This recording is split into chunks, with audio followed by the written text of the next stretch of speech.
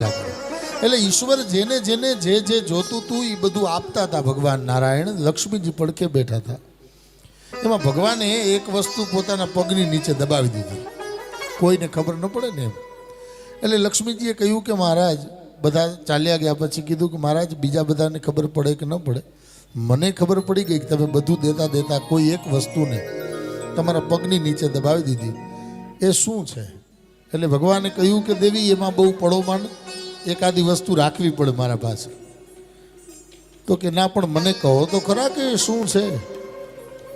કહ્યું કે દેવી જેને જે જોઈ છે એ બધું આપ્યું છે, પણ એક વસ્તુ મારા પગની નીચે દબાવી છે, એ છે આત્મ શાંતિ.